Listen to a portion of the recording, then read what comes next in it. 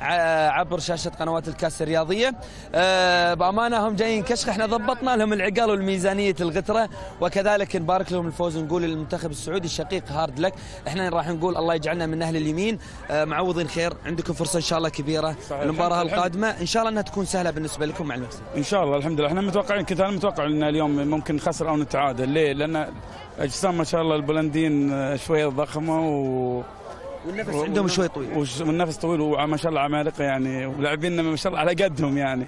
بس الحمد لله قدهم يعني مستوى طيب، وان شاء الله ان مباراه المكسيك بيكونون لهم كلمه ان شاء الله، وهم واعديننا ان نبي نروح دور 16 ان شاء الله. رايحين باذن الله. He said something good about your team. They have a good body, they have a good health, like they can run all the time, and you did an amazing job as a Poland team. What do you think about Saudi Arabia team first of all, and then your team? Frankly speaking, in the first 15-20 minutes, Saudi Arabia was better team.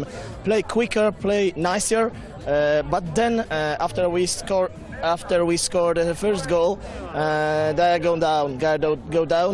In the second half, we are staying patient in the own half and waiting for Saudis and waiting for the counter-attack. And one of the counter-attack, Lewandowski makes a goal, and it was 2-0. It was over the game. But Saudi Arabia has a really big chance against Mexico in the third match, and I think that they can win in this game. Of course. I think wearing thobe and ghitra, it brings some luck to you guys. Yes, I think so here today. But you know, it's about matching. It's the most important situation. It's saved penalty by Szczesny.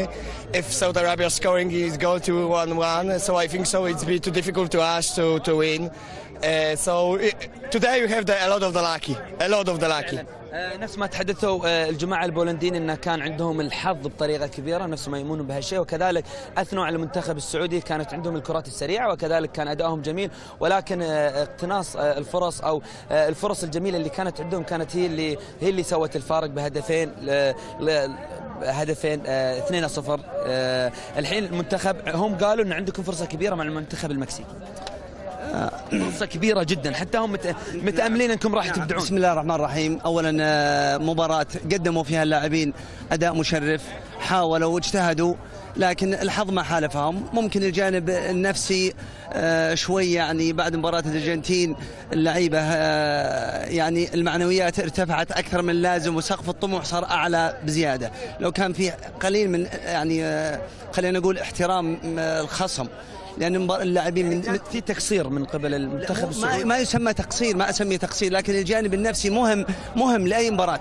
الجانب المهم لاعبين نازلين مباراة إيرلندا، يعني أنا أتوقع أنا كجمهور أنا داخل الملعب فايز يعني، بولندا فايز يعني، فهذه إشكالية طبعا بالجانب النفسي والإعداد النفسي. لكن بمباراة المكسيك أتمنى من الجهاز الإداري بإذن الله، ونبي نفوز إن شاء الله، بإذن الله دور 16 بإذن الله نبي نفوز. لحظة شوي بس حبيبي، اسمح لي بس ربع دقيقة. عيوني تسلم الله يخليك.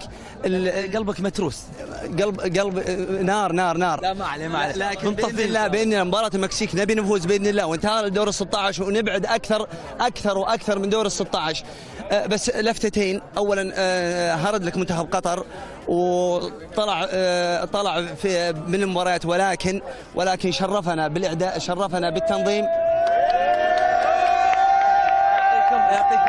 لكن شرفنا بالتنظيم وفاز باحترام العالم، فاز بكل ما تعنيه الكلمة من تنظيم.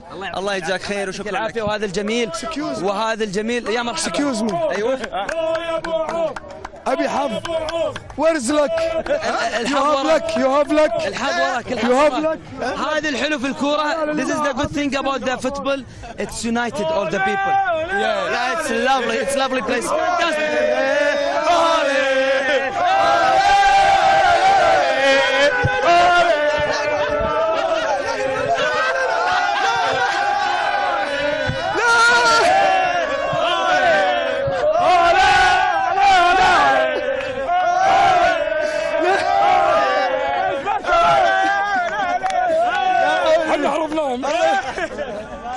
يعطيكم العافية.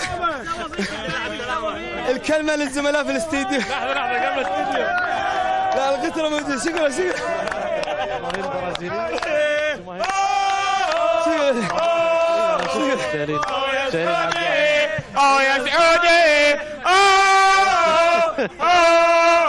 شكرا لك يا عبد الرحمن الاشقر من هذا المكسيكي المدينه التعليميه. واجواء ما بعد مباراه السعوديه وبولندا وبعد خساره المنتخب السعودي، لكن شفنا ان في تفاؤل وما زال في امل من الجماهير السعوديه ان شاء الله في اخر جوله مباراتهم امام المكسيك. الان ننتقل لاستاد 974 مع الزميل